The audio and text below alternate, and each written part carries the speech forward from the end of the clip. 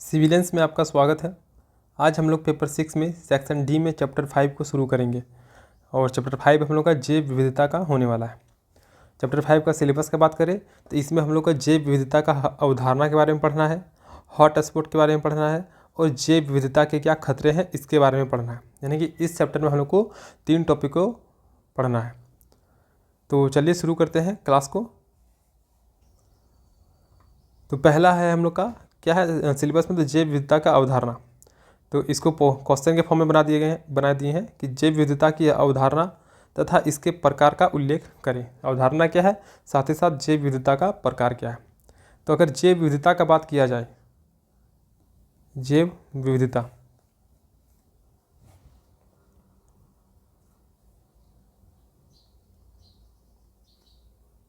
जैव विविधता इसी को हम लोग बोलते हैं बायोडाइवर्सिटी।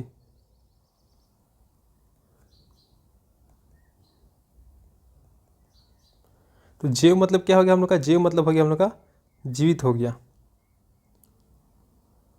और विविधता मतलब हम लोग समझ सकते हैं क्या, वैरायटी।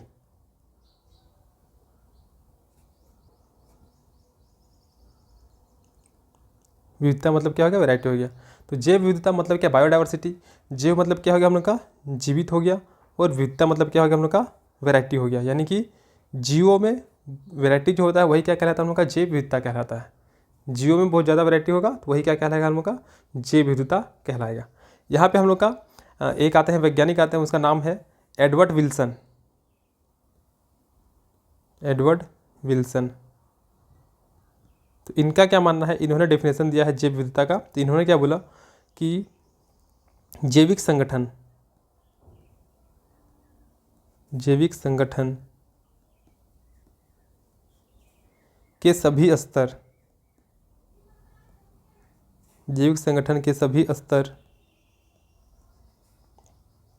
पर पाई जाने वाली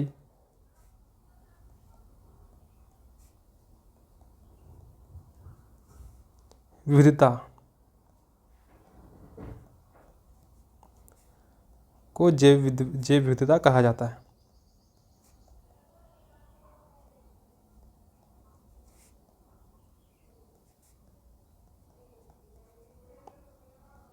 तो हम लोग का क्या हो गया, जैव विविधता मतलब बायोडाइवर्सिटी। जैव मतलब क्या हो गया, जीवित हो गया, विविधता मतलब क्या होगा, वैरायटी हो गया।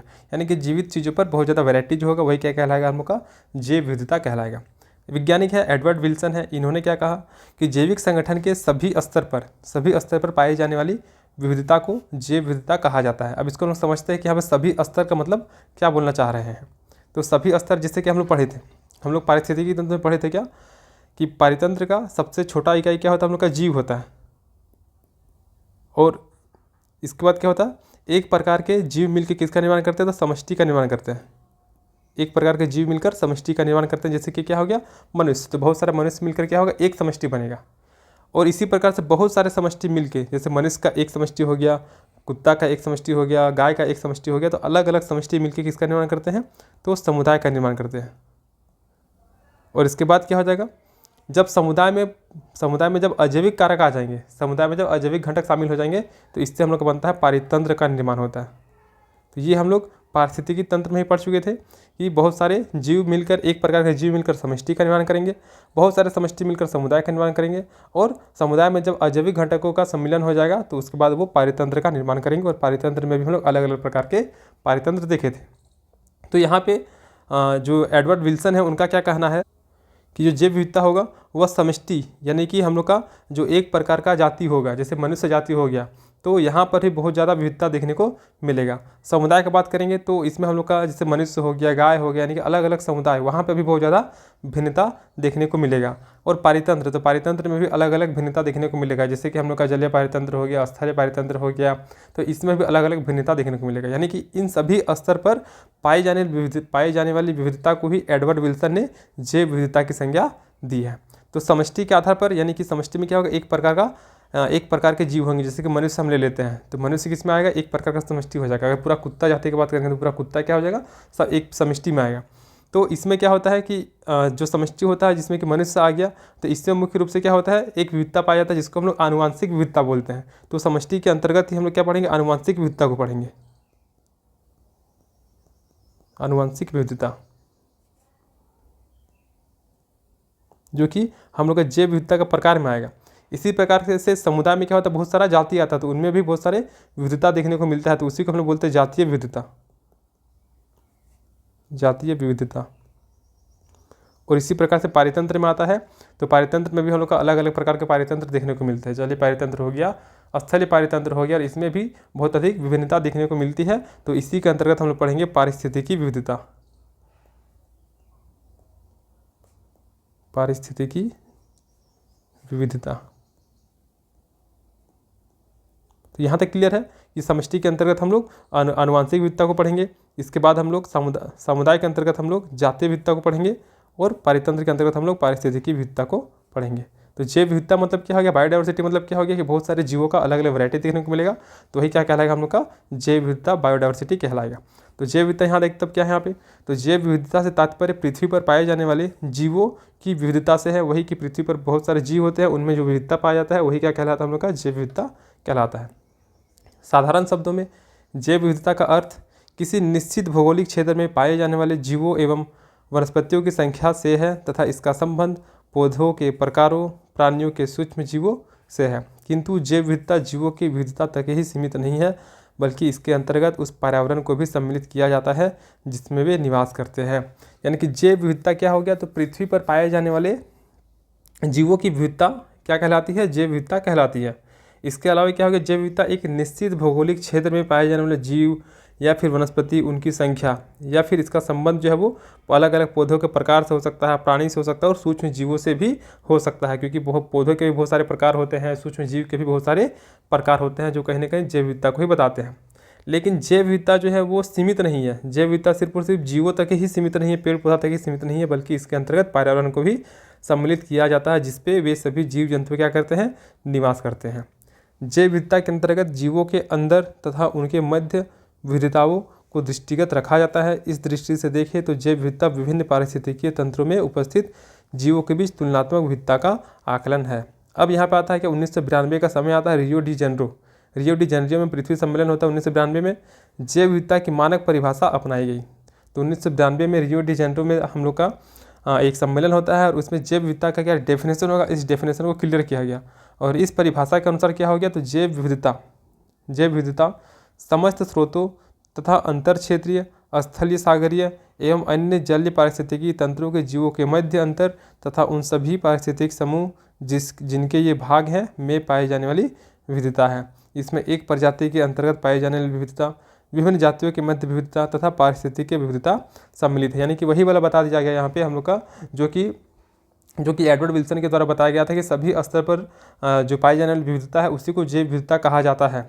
तो जैसे कि हम लोग देखें वहाँ पे समष्टि के आधार पर होगा तो वो आनुवंशिक विविधता होगा, समुदाय के आधार पर होगा तो वो जातीय विविधता होगा, और अगर पारितंत्र के आधार पर होगा तो वो हम लोग का पारिस्थितिकीय विविधता कहलाएगा। तो 1992 में रियो डी जेनेरियो में पृथ्वी सम्मेलन हुआ, वहाँ पे इसका डेफिनेशन को अपनाया गया, जिसके अंतर्गत क्या हो गया, जैव विविधता में उन सभी क्षेत्रों को शामिल किया गया, जैसे कि अंतर क्षेत्रीय हो जाएगा, या फिर स्थलीय पारितंत्र हो गया, सागरीय पारितंत्र हो गया, या फिर अन्य जलीय पारितंत्र हो गया। तो ये हम लोग का पारितंत्र के अंतर्गत आ गया है।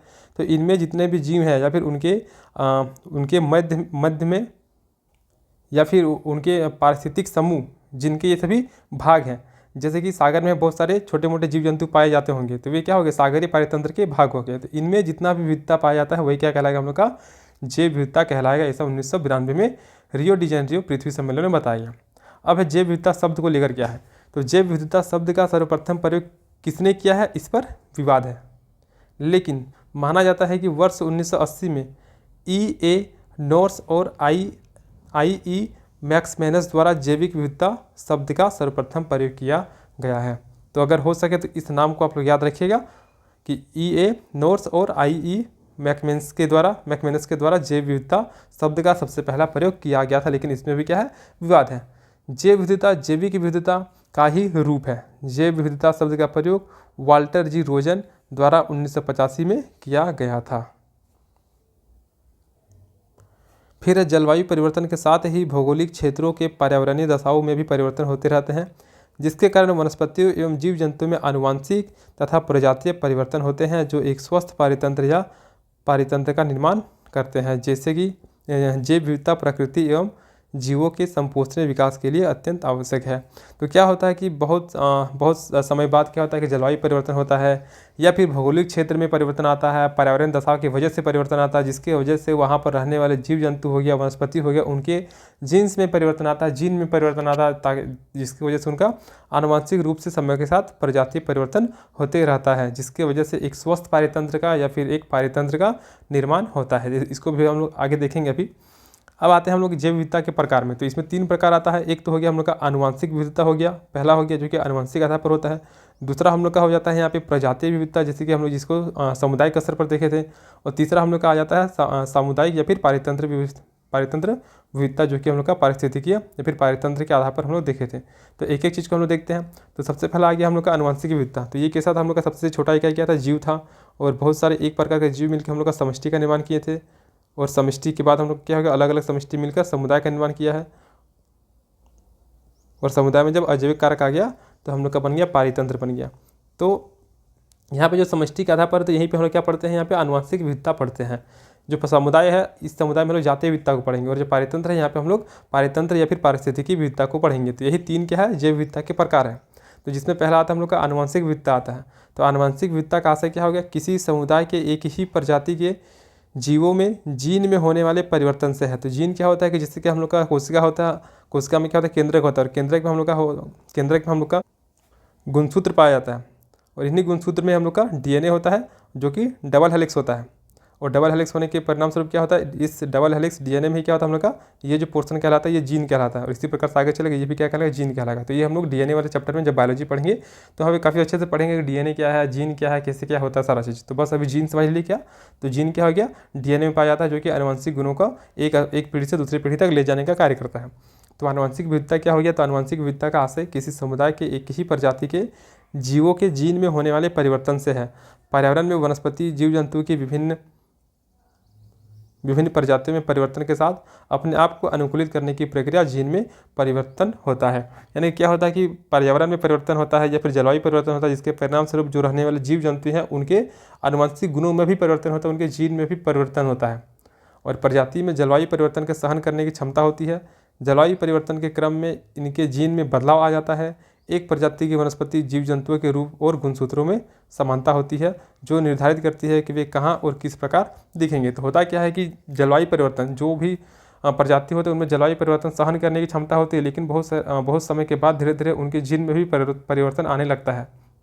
या फिर क्या होता है कि बहुत सारे जीव जंतु जो होते हैं जो कि एक प्रकार के दिखाई देते हैं। जैसे कि अगर मनुष्य की बात करेंगे तो मनुष्य का जो डीएनए होता है वो लगभग 99.9% जो होता है वो सेम होता है। हर किसी व्यक्ति का 99.9% डीएनए क्या होता है, सेम होता है। 0.1% जो होता है वो क्या होता है, अलग होता है, जिसकी वजह से हम पकड़ पाते हैं, समझ पाते हैं कि ये व्यक्ति हम लोग से अलग है। अन्यथा सभी व्यक्ति क्या होता है, एक प्रकार का दिखता है। तो 99.9% डीएनए जो है, आनुवंशिक गुण जो है वो सबका सेम होता है, जिसकी वजह से हम लोग का नाक, कान, आँख सब होता है। लेकिन 0.1% क्या होता है, अलग होता है, जिसकी वजह से हम लोग समझते हैं कि ये व्यक्ति इससे भिन्न है। और यही 0.1% जो यही डिसाइड करता है कि कौन व्यक्ति किस प्रकार से दिखेगा और किस प्रकार से एक दूसरे से अलग दिखेगा। एक प्रजाति के सदस्यों के बीच बहुत कम अंतर होता है। तो चूंकि 99.9% जो होता है वो क्या है, एक 99.9% क्या होता है, हर व्यक्ति में सेम होता है। अंतर बहुत कम होता है और वो अंतर किससे आता है, 0.1% डीएनए से आता है। कुछ विलुप्त हो चुके पेड़ पौधे और जीव जंतुओं की प्रजाति की जानकारी उनके जीन के अध्ययन से हुई है। तो बहुत सारे जीव जंतु क्या होते हैं, विलुप्त हो चुके हैं, तो उनके अवशेष मिलते हैं। तो उनके अवशेष हम लोग क्या करते हैं, उनका जीन का प्रयोग करके हम लोग उसके बारे में अध्ययन करते हैं, या फिर उसके जीन का उपयोग करके हम लोग फिर से उसको उत्पन्न करने की कोशिश भी करते हैं। वर्तमान समय में ऐसा टेक्नोलॉजी विकसित कर लिया गया। तो आनुवंशिक विविधता में क्या आ गया हम लोग का, मुख्य रूप से कि जितने भी जीव होते हैं उनमें क्या होता है कि जो पर्यावरण में परिवर्तन हो रहा है या फिर जलवायु परिवर्तन हो रहा है उनमें सहन करने की क्षमता होती है। लेकिन इसके साथ ही साथ क्या होता है कि समय के साथ उनमें थोड़ा बहुत बदलाव भी आ जाता है। बहुत सारे जीव जंतु जो होता है उनमें गुणसूत्र की वजह से उनमें समानता देखी जाती है, लेकिन उसमें 0.1% गुणसूत्र जो होता है वो क्या होता है, हम लोग का अलग होता है, जिसकी वजह से हम उन सभी में भिन्नता कर पाते हैं। अब आता है हम लोग का प्रजातीय विविधता। तो प्रजातीय विविधता हम लोग कहाँ पे आता है, समुदाय वाले क्षेत्र में आता है। क्यों? क्योंकि यहाँ इस समुदाय में क्या होता है, अलग अलग समष्टि के जीव जंतु मिलकर क्या करते हैं, समुदाय का निर्माण करते हैं। यानी कि यहाँ पे अलग अलग जाति के देखने को मिलेंगे, जैसे मनुष्य जाति हो गया, कुत्ता जाति हो गया, गाय जाति हो गया। तो ये सभी मिलकर जातीय विविधता का निर्माण करते हैं। तो प्रजातीय विविधता से आशय किसी पारिस्थितिकी तंत्र के जीव जंतुओं के समुदायों की प्रजातियों में विविधता है। तो यही वाला है कि समुदाय हो गया, तो समुदाय में क्या होगा, अलग अलग जीव जंतु की प्रजाति होंगे, भेड़ के होगा, बिल्ली का होगा, कुत्ता का होगा, भैंस का होगा, सबका आ सकता है। तो ये सभी अलग अलग विविधता मिलकर क्या करेंगे, प्रजातीय विविधता का निर्माण करेंगे। प्रजातीय विविधता किसी समुदाय में प्रजाति की विभिन्न किस्मों को बताती है। समुदाय में प्रजातियों की संख्या क्षेत्र या स्थान के क्षेत्रफल के सापेक्ष बढ़ती है। सामान्यतः प्रजातियों की संख्या बढ़ने के साथ प्रजाति विविधता भी बढ़ती है। तो प्रजाति विविधता क्या हो गया, ये किसी भी प्रजाति की विभिन्न किस्मों को बताती है। साथ ही साथ क्या होगा कि किसी भी समुदाय में अगर प्रजाति का संख्या बढ़ेगा, किसी खास स्थान में अगर किसी एक विशेष प्रजाति की अगर संख्या बढ़ेगा तो क्या है कि वहाँ पे प्रजाति विविधता भी बढ़ना शुरू हो जाएगा। पर्यावरणीय परिवर्तन के साथ ही समुदाय की प्रजातियों में भी परिवर्तन होते रहते हैं। इससे प्रजातियों की संख्या में वृद्धि होती है, जिससे खाद्य श्रृंखला और जटिल हो जाती है। खाद्य श्रृंखला की जटिलता जैव विविधता के लिए अत्यंत ही आवश्यक तत्व है। विभिन्न खाद्य श्रृंखला के माध्यम से ही जीव जंतुओं, वनस्पतियों और अन्य सूक्ष्म जीवों का जीवन संभव हो पाता है। जीव जंतुओं की प्रजातियों में वृद्धि पर्यावरण की उत्पादकता, स्थिरता को और मजबूत करता है। इसको समझते हैं किससे क्या हो रहा है। तो पर्यावरण परिवर्तन के साथ ही क्या होता है, समुदाय की प्रजातियों में भी परिवर्तन होने लगता है। ये तो क्लियर है कि पर्यावरण परिवर्तन हो रहा है तो प्रजाति की समुदायों की प्रजाति में भी परिवर्तन होगा। इसके साथ ही साथ क्या होगा कि प्रजाति की संख्या में भी वृद्धि होगा। जैसे कि पेड़ पौधा है तो इसमें क्या होगा, समय के साथ साथ इसमें वृद्धि होगा। अब इसमें वृद्धि के बहुत सारे कारक निर्भर करेंगे हम लोग का। जैव विविधता जितना बढ़ेगा उतना हम लोग का यहाँ पे पेड़ पौधा की संख्या में भी वृद्धि होगा। अब अगर पेड़ पौधा की संख्या में वृद्धि होगा तो इसमें क्या होता है कि इस पेड़ पौधे पे बहुत सारे जीव जंतु निर्भर रहते हैं। इसी पेड़ पौधा पे बहुत सारा क्या होता है, चिड़िया भी हम लोग का निर्भर रहता है। इसी पेड़ पौधा पे बहुत सारे हम लोग क्या होते हैं, छोटे छोटे जीव होते हैं जो कि निर्भर रहते हैं। तो अगर हम लोग का जंगल में पेड़ पौधे की संख्या बढ़ेगी, पेड़ पौधे का आबादी अगर बढ़ेगा तो इस पर निर्भर रहने वाले सदस्यों की संख्या भी बढ़ेगी, कीट मकोड़े की संख्या भी बढ़ेगी, जानवरों की संख्या भी बढ़ेगी, चिड़िया की भी संख्या बढ़ेगी। तो कहीं ना कहीं इससे क्या होगा, जैव विविधता और भी ज़्यादा बढ़ना शुरू हो जाएगा। और इसी की वजह से क्या हो जाएगा कि अलग अलग जीव जंतु हो गया, वनस्पति हो गया या फिर अन्य सूक्ष्म जीवों का जीवन भी क्या हो पाएगा, संभव हो पाएगा। अब अगर पेड़ों का संख्या बढ़ेगा तो सिंपल सा है कि इसमें उत्पादकता भी बढ़ेगा और धीरे धीरे हम लोग का क्या होगा, इसमें स्थिरता भी आना शुरू हो जाएगा, जैव विविधता में स्थिरता भी आना शुरू हो जाएगा। तो यही है हम लोग का प्रजातीय विविधता। अब आगे आता है हम लोग का पारितंत्र विविधता आता है। तो पारितंत्र विविधता कहाँ पे देखने को मिलता है, हम लोग को इस जगह पे देखने को मिलता है। पारितंत्र तो बहुत सारे एक प्रकार के जीव मिलकर समष्टि का निर्माण कर रहे हैं, अलग अलग समष्टि मिलकर समुदाय का निर्माण कर रहे हैं।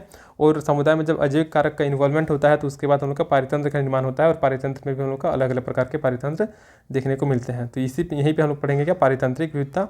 इसमें क्या हो गया, तो पारिस्थितिकी तंत्र में जीव समुदाय विभिन्न प्रकार के आवासों में एक साथ रहते हैं तथा एक दूसरे को प्रभावित करते हैं। जैसे कि यहाँ पे देख लीजिए कि यहाँ पे बहुत सारे समुदाय रहते हैं और ये क्या करते हैं, एक दूसरे को प्रभावित करते हैं। जैसे कि ये पेड़ होगा, इस पेड़ को कौन खाएगा, गाय बकरी ये सब खाएगा। उस गाय बकरी को कौन खाएगा, तो शेर खाएगा।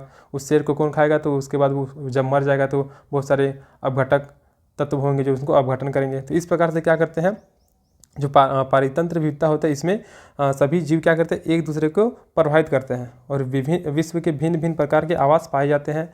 जैसे क्या आवास का मतलब क्या हो गया, अलग अलग पारितंत्र, जैसे कि घास का मैदान हो गया, पर्वतीय आवास क्षेत्र हो गया, झील जो कि हम लोग का जलीय पारितंत्र में आ जाएगा, मरुस्थल हो जाएगा, उष्णकटिबंधीय वन हो जाएगा। तो ये सभी चीज़ें हम लोग पारिस्थितिकी तंत्र वाले चैप्टर में कंप्लीट पढ़े हैं कि कितने प्रकार से किस प्रकार से डिवाइड किया गया और कौन सा जीव कहाँ पे पाया जाता है, कौन सा वनस्पति कहाँ पे पाया जाता है। तो इन आवासों में बहुत सारी प्रजातियाँ एक साथ रहती है और क्रियाशील रहती है। अब ऐसा नहीं कि समुद्र में सिर्फ और सिर्फ मछली ही है, इसके अलावा बहुत सारे जीव जंतु रहेंगे और भी बहुत सारे मछली की वैरायटी रहेंगे, छोटे छोटे पौधे रहेंगे और ये सभी आपस में क्या करेंगे, क्रियाशील करते रहते हैं। प्रत्येक आवास की पर्यावरणीय दशाओं के अंतर होने के साथ ही जीव जंतुओं के समुदाय एवं उनकी प्रजातियों में भी अंतर पाया जाता है। जैसे कि समुद्र में कोई जीव है तो उसको रहने का तरीका, उसका टेम्परेचर सहने का तरीका वो सारा अलग होगा। लेकिन वहीं रेगिस्तान में कोई अगर जीव जंतु पनप रहा है तो वैसी स्थिति में उसके रहने का तरीका ये सब समुद्र में रहने वाले जीवों से बिल्कुल अलग पाया जाता है। तो जीव जंतु के समुदाय और उसकी प्रजाति में भी अंतर देखने को मिलता है। एक समुदाय के जीव जंतु और वनस्पति एवं दूसरे समुदाय के जीव जंतु में वनस्पति के बीच पाए जाने वाली विविधता सामुदायिक विविधता या फिर पारितंत्र विविधता कहलाती है। तो एक समुदाय जैसे कि मनुष्य समुदाय को लेते हैं तो मनुष्य समुदाय का रहने का तरीका, खाने का तरीका अलग अलग हो सकता है। वहीं अगर हम लोग गाय समुदाय को लेते हैं तो उनका रहने का तरीका अलग अलग होगा। तो ऐसी स्थिति में एक समुदाय का दूसरे समुदाय में क्या होता है, वहाँ के जो जीव जंतु होते हैं या फिर वहाँ के जो वनस्पति होते हैं उनके बीच में काफ़ी ज़्यादा विविधता देखने को मिलता है। और यही विविधता हम लोग का सामुदायिक विविधता या फिर पारितंत्र विविधता कहलाती है।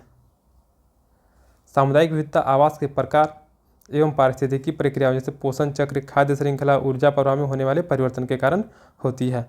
तो आवास के प्रकार जैसे कि कोई पानी में रहता है, कोई रेगिस्तान में रहता है, तो कोई ज़मीन मतलब आर्द्र भूमि में रहता है, तो अलग अलग प्रकार के रहने की जगह होती है। या फिर पोषण चक्र की बात करें, खाद्य श्रृंखला का बात करें, और अगर ऊर्जा प्रवाह की बात करें, तो इन सभी चीज़ों के आधार पर समुदायों में क्या होता है, विविधता देखने को मिलता है। सामुदायिक जैव विविधता ज़्यादा उत्पादक और स्थिर पारितंत्र का निर्माण करती है, जो प्राकृतिक पर्यावरण को स्वस्थ एवं संतुलित बनाए रखने में सहायक होता है। अब सामुदायिक जैव विविधता जितना ज़्यादा उत्पादक होगा, पारितंत्र भी क्या होगा, उतना ही स्थिर होगा। और अगर ऐसा होता है तो जो प्राकृतिक पर्यावरण है वो स्वस्थ भी रहेगा और संतुलित भी बने रहेगा।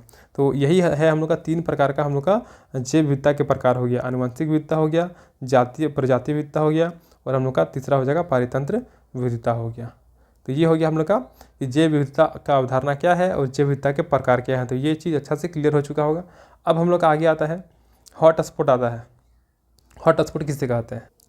तो देखिए हॉटस्पॉट क्या हो गया, तो हॉटस्पॉट का मतलब होता है क्या, ऐसा क्षेत्र जहाँ पे जैव विविधता बहुत ज़्यादा होता है, और प्लस क्या है कि वहाँ पे रहने वाले जीव जंतुओं और पौधों की बहुत सारी प्रजातियाँ जो होती है वो खतरे में रहती है, यानी कि वो विलुप्त होने के कगार में रहती है।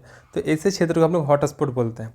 तो हॉटस्पॉट क्या हो गया, ऐसा स्थान को कहा जाता है जहाँ पर जातियों की पर्याप्तता तथा स्थानीय जातियों की अधिकता पाई जाती है, यानी कि बहुत अधिक यहाँ पे जैव विविधता पाया जाता है, बहुत ज़्यादा ही जैव विविधता पाया जाता है। हॉटस्पॉट शब्द का बात किया जाए तो इसका सबसे पहला प्रयोग नॉर्मन माइसे ने वर्ष 1988 में किया था। अगर बात किया जाए वर्तमान में, तो वर्तमान में कुल 39 जैव विविधता हॉटस्पॉट क्षेत्र हैं, जिनमें से 4 हॉटस्पॉट क्षेत्र कहाँ पे है, भारत में है।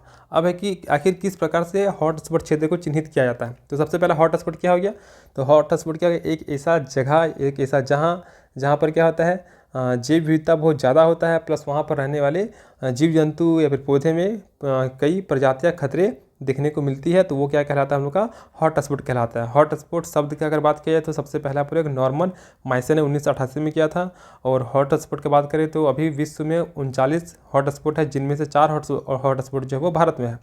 लेकिन हॉटस्पॉट क्षेत्र घोषित कैसे करते हैं, तो जब किसी भी क्षेत्र में 1500 से अधिक प्रकार की प्रजाति एक साथ पाए जाते हैं, और उनमें से भी 70% प्रजाति जो होते हैं वो नष्ट हो चुके हैं या फिर होने के कगार में है, तो उन सभी क्षेत्रों को हॉटस्पॉट क्षेत्र के रूप में चिन्हित कर लिया जाता है। तो अगर भारत की बात करेंगे तो भारत में 4 हॉटस्पॉट क्षेत्र। पहला हो जाएगा हम लोग का हिमालय क्षेत्र होगा, जहाँ पे मुख्य रूप से एक सींग वाला गेंडा हो जाएगा, एशियाई जंगल हो जाएगा, एशियाई जंगली भैंसा हो जाएगा, सुनहरा लंगूर हो जाएगा, हिमालय का ताहर हो जाएगा, या फिर गंगा का डॉल्फिन हो जाएगा, नाम दफ़ा उड़ने वाली गिलहरी हो जाएगी।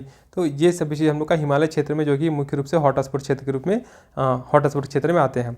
फिर हम लोग का इंडो बर्मा क्षेत्र आते हैं, जहाँ पे हम लोग का बंदर हो जाएगा, लंगूर हो जाएगा, गिबन हो जाएगा। तो ये सभी चीज़ हम लोग का वहाँ पे पाए जाते हैं जो कि अभी खतरे में है। फिर हम लोग का आता है एक पश्चिमी घाट और श्रीलंका आता है, जहाँ पे जो ये हम लोग का हाथी हो जाएगा, एशियाई हाथी हो गया, नीलगिरी तहर हो गया, शेर पूंछ वाला बंदर हो जाएगा, इसको मकाक भी बोलते हैं। ये सभी कुछ प्रजातियाँ पाए जाते हैं जो कि विलुप्त होने के कगार में है। फिर आता है हम लोग का सुंटालैंड हॉटस्पॉट आता है। तो सुंटालैंड हॉटस्पॉट जो है वो भारत का जो निकोबार द्वीप समूह है उसी के अंतर्गत आता है, और इसमें क्या हो गया, परवाल, वेल, समुद्री गाय और आदि विशेष प्रजातियाँ पाई जाती हैं। तो भारत में ये जो 4 क्षेत्र है ये मुख्य रूप से हॉटस्पॉट क्षेत्र के रूप में चिन्हित किया गया। हिमालय क्षेत्र, इंडो बर्मा क्षेत्र, पश्चिमी घाट और श्रीलंका, और सुंटालैंड हॉटस्पॉट हो गया। अब हम लोग का अगला टॉपिक आता है जैव विविधता को खतरा क्या है, जैव विविधता को खतरा किस प्रकार से। तो देखिए जलवायु परिवर्तन, बढ़ते प्रदूषण स्तर, मानव द्वारा प्राकृतिक संसाधनों का अंधाधुंध दोहन में विभिन्न प्रजातियों के आवास नष्ट हो रहे हैं, जिसके कारण बहुत सारी प्रजातियां या तो विलुप्त हो गई है या होने के कगार पर है। तो क्या हो रहा है, हम लोग क्या कर रहे हैं कि बहुत ज़्यादा जंगलों का हम लोग कटाई कर रहे हैं। पहले क्या था कि जंगलों को बचाने के लिए चिपको आंदोलन हो गया या फिर बहुत प्रकार के आंदोलन भी चलाए गए थे, लेकिन वर्तमान में क्या हो रहा है, पेड़ को अंधाधुंध काटा जा रहा है, लगाने की संख्या कम है। आप ही लोग सोचिए, देखिएगा आपने खुद से कितना पेड़ लगाया, तो आप देखिएगा नहीं लगाएं, लेकिन बहुत सारे पेड़ आपके देखते हुए कटा जा रहा है। तो ऐसे में क्या हो जाएगा, अगर बहुत ज़्यादा पेड़ कटेगा तो उस पेड़ में बहुत सारे पशु पक्षी निर्भर रहते हैं, मतलब कि बहुत सारे जानवर निर्भर रहते हैं उनके पत्ते को खाकर। उन पर बहुत सारे पक्षी अपने आवास बनाते हैं, या फिर उनमें बहुत सारे छोटे छोटे सूक्ष्म जीव निर्भर रहते हैं। लेकिन अगर एक पेड़ काटते हैं तो ऐसी स्थिति में उस पेड़ पर निर्भर रहने वाले जो जानवर है उनकी जीवन में भी संकट आ जाता है। प्लस वहाँ पे जो चिड़िया अपना आवास बना कर रहते हैं वे भी खतरे में आ जाते हैं, या फिर वहाँ पे जो सूक्ष्म जीव रहते हैं वो भी, उनका भी अस्तित्व खतरे में आ जाता है। या फिर क्या हो गया कि मानव द्वारा जितना भी प्राकृतिक संसाधन उनका अंधाधुंध दोहन हो रहा है, प्रदूषण भी बहुत ज़्यादा बढ़ रहा है, जलवायु परिवर्तन हो रहा है, जिसकी वजह से क्या हो रहा है, बहुत सारे जाति ऐसे हैं, बहुत सारे प्रजाति ऐसे हैं जो या तो विलुप्त हो चुके हैं या तो विलुप्त होने के कगार पर है। अब क्या है कि वायु एवं जल प्रदूषण के बढ़ने से अनेक बीमारियां पैदा हुई है। ये तो हम लोग वायु प्रदूषण वाले चैप्टर में देख ही लिए हैं। इन बीमारियों ने जैव विविधता को भी बहुत प्रभावित किया है, जिससे जैव विविधता का अत्यधिक ह्रास हुआ है। वनों के अत्यधिक कटाव व घास के मैदानों के त्रास यानी कि चारण एवं कृषि के कारण आज अनेक प्राकृतिक आपदाएं जैव विविधता को प्रभावित कर रही है। प्राकृतिक आपदाओं के कारण कभी कभी जैव समुदाय के संपूर्ण आवास एवं प्रजाति का नाश हो जाता है। अब चूँकि जलवायु परिवर्तन हो रहा है, जंगल कट रहा है, जिसकी वजह से बहुत सारे प्राकृतिक आपदा भी देखने को मिल रहा है। और कभी कभी क्या होता है कि अगर प्राकृतिक आपदा आता है या भूकंप आ गया, बाढ़ आ गया, ज्वालामुखी विस्फोट हो गया है, तो ऐसी स्थिति में क्या होता है कि किसी भी एक समुदाय का आवास जो होता है वो पूरी तरीके से खत्म हो जाता है। जैसे कि अगर जंगल में आग लग गया तो क्या बहुत ज़्यादा पेड़ पौधा जल जाएगा, जिसकी वजह से उस पेड़ पौधा में रहने वाले जीवों के जो आवास होंगे, चिड़ियों के जो आवास होंगे, वो भी पूरी तरीके से खत्म हो जाएगा और कहीं ना कहीं वो प्रजाति जो होगा वो विनाश होने के कगार पर आ जाएगा। बढ़ते तापमान के कारण समुद्री जैव विविधता खतरे में है। अब क्या था कि एक कोई लैंड था जहाँ पे बहुत ज़्यादा हम लोग का कछुआ रहते थे, तो उन लोग का क्या होता है, टेम्परेचर के आधार पर उन लोग का लिंग डिसाइड होता है। लेकिन टेम्परेचर इतना ज़्यादा बढ़ गया है कि अब कछुआ का जो लिंग डिसाइड हो रहा है वो मैक्सिमम क्या आ रहा है, मादा ही आ रहा है। तो ऐसे सिस्टम खाली मादा कछुआ ही उत्पन्न हो रहे हैं। परिणाम क्या हो जाएगा कि एक समय के बाद ये कछुआ खत्म हो जाएगा। तो जैव विविधता तो तापमान के कारण में क्या हो रहा है, जैव विविधता में खतरा उत्पन्न हो रहा है।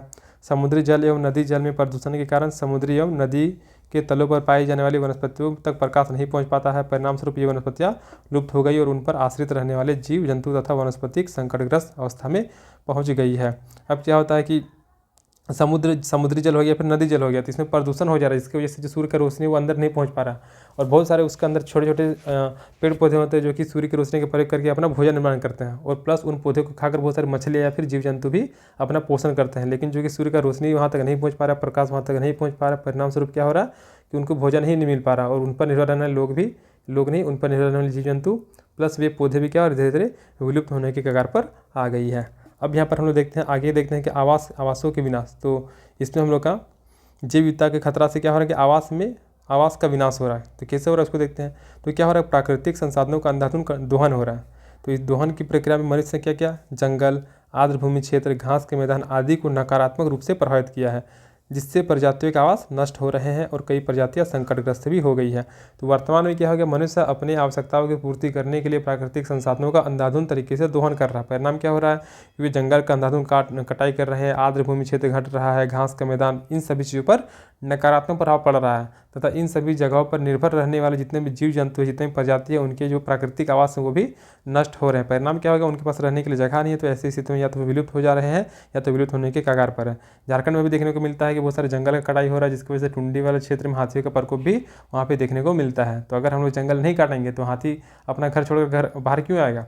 लेकिन हम लोग क्या करें, जंगल को ही काट के जंगल में अपना घर बना रहे हैं, उनका घर को तोड़ के अपना घर बसा रहे हैं। तो ऐसे में हाथी आके हम लोग का घर तोड़ेगा। तो हम लोग को जंगल का आदि से नहीं काटना चाहिए था, ताकि वो हाथी अपने प्राकृतिक आवास में ही रहता। लेकिन हम लोग तो ऐसा कर नहीं रहे।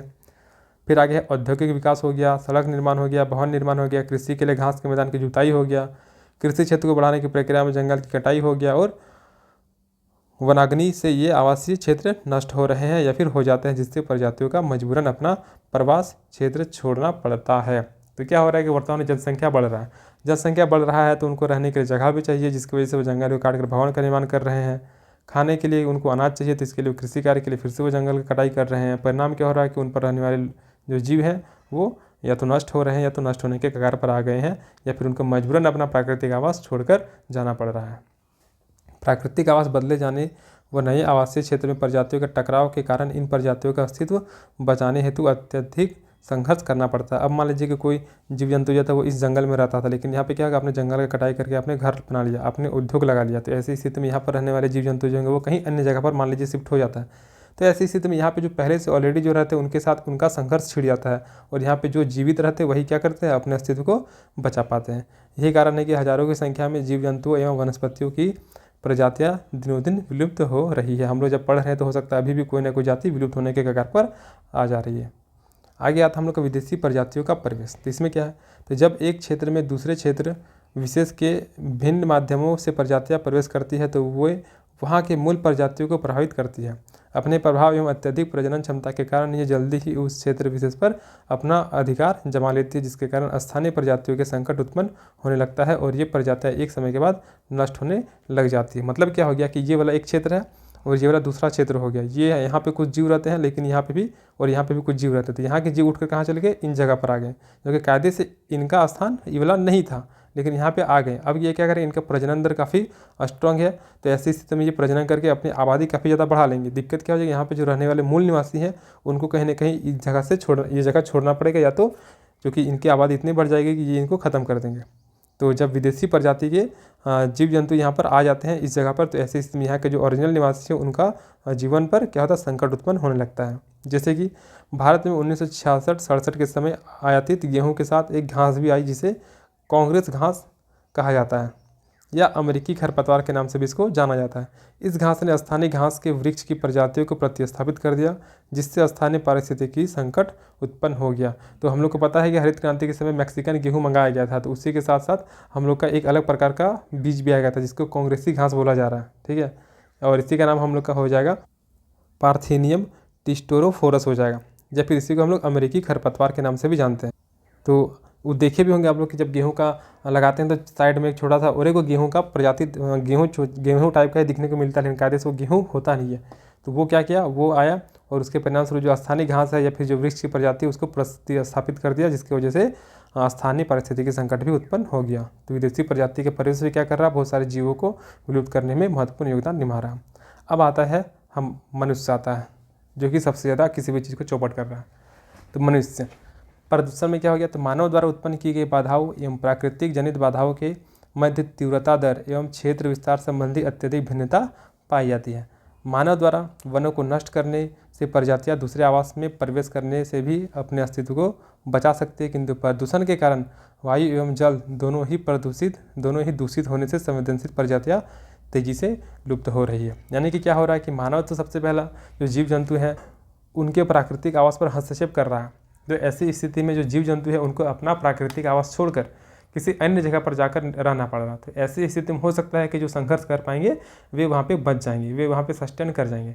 लेकिन इसके बावजूद भी मनुष्य क्या कर रहा है कि वायु प्रदूषण हो रहा है, जल प्रदूषण हो रहा है, मृदा प्रदूषण हो रहा है, जिसके परिणाम स्वरूप जो जीव जंतु थे जिन्होंने अपना प्राकृतिक आवास छोड़कर किसी अन्य जगह पर रहने के लिए गए, तो वहाँ पर वे रह तो लिए, लेकिन वायु प्रदूषण जल प्रदूषण की वजह से उनके अस्तित्व में खतरा उत्पन्न हो गया है। प्रदूषण प्रजातियों के पूरे आवास क्षेत्र एवं समष्टि को प्रभावित करता है, जिसके कारण प्रजातियों के नष्ट होने की दर तीव्र हो जाती है। उदाहरण के लिए एक छोटी मछली पर आश्रित जीव जंतुओं का तेजी से लुप्त होना प्रदूषण के प्रभाव को दिखाता है। समुद्र के तेल गिरने एवं फैलने के कारण समुद्री जीवों की अत्यधिक प्रजातियाँ प्रभावित होती है। जैसे कि समुद्र में क्या हो गया, छोटा मछली है, उस छोटा मछली को खा के बहुत सारे बड़े बड़े मछली जीवित रहते हैं। तो अगर छोटा मछली खत्म हो जाएगा तो ऐसी स्थिति में जो बड़ा मछली है उनके पास भी खाने के लिए कोई चारा नहीं बचेगा, तो ऐसी स्थिति में वे भी धीरे धीरे लुप्त हो जाएंगे। या फिर देखेंगे कि समुद्र में क्या होता है, बहुत सारे तेल रिसाव होने लगता है कभी कभी। तो ऐसी स्थिति में तेल रिसाव की वजह से समुद्र के बहुत सारे जीवों का मृत्यु हो जाता है और उन जीवों पर निर्भर रहने वाले जीवों के भी जीवन में संकट उत्पन्न हो जाता है। तो ये सभी चीज़ कहीं ना कहीं प्रदूषण की वजह से ही देखने को मिलता है। आगे आता है हम लोग का जनसंख्या वृद्धि एवं गरीबी। तो वर्तमान में विश्व की कुल जनसंख्या का लगभग 7 अरब से अधिक है। प्रतिवर्ष 8 से 9 करोड़ लोग शामिल हो रहे हैं, यानी कि कुल जनसंख्या जो है लगभग 7 अरब से अधिक हो गया और हर वर्ष 8 से 9 करोड़ लोग नए बच्चे भी पैदा हो रहे हैं। जनसंख्या के बढ़ने के साथ ही प्राकृतिक संसाधनों पर अत्यधिक दबाव भी बढ़ रहा है। अब जनसंख्या बढ़ेगा तो उनको रहने के लिए ज़मीन चाहिए, खाने के लिए उनको भोजन चाहिए, तो ऐसी स्थिति में सारा दबाव किस पर आएगा, प्राकृतिक संसाधन पर ही आएगा। यानी कि हम लोग को चाहिए सारा चीज़ प्राकृतिक संसाधन से, लेकिन हम लोग को पेड़ पौधा एक भी लगाना नहीं है। विश्व में अभी भी लगभग 40% जनसंख्या गरीबी रेखा से नीचे जीवन यापन करती है, जो मूल रूप से प्राकृतिक संसाधनों पर ही निर्भर है। झारखंड का ही बात करेंगे तो बहुत सारे ऐसे जनजाति हैं जो कि मूल रूप से भी हम लोग का प्राकृतिक संसाधन पर ही निर्भर है, जंगल पर ही अपना जीवन यापन करते हैं। मानव द्वारा अपनी आवश्यकताओं की पूर्ति के लिए अन्य प्रजातियों के क्षेत्र में अतिक्रमण के कारण जैव विविधता नष्ट हो रहा है। तो ऐसी स्थिति मानव अपनी आवश्यकताओं की पूर्ति करने के लिए जो प्राकृतिक संसाधन है उनका दोहन कर रहे हैं। ऐसी स्थिति में वहाँ पर रहने वाले प्रजाति जो हैं उनके क्षेत्र का अतिक्रमण कर रहे हैं, जिसकी वजह से जो जैव विविधता क्षेत्र है वो हम लोग का नष्ट होता चला जा रहा है। तो यही सब है हम लोग का जैव विविधता का खतरा, जिसमें हम लोग प्रदूषण देख लिए, जनसंख्या वृद्धि देख लिए, या फिर विदेशी जातियों का प्रवेश हो गया, और एक पॉइंट हम लोग का था यहाँ पे आवासों का विनाश। तो यही सब वजह है जिसकी वजह से हम लोग को जैव विविधता का खतरा बढ़ते जा रहा। तो इसी के साथ हम लोग का चैप्टर 5 अवधारणा क्या है जैव विविधता का, हॉटस्पॉट क्षेत्र क्या है, भारत में कितने हॉटस्पॉट क्षेत्र हैं और जैव विविधता के खतरे क्या है, ये हम लोग का खत्म हो जाता है।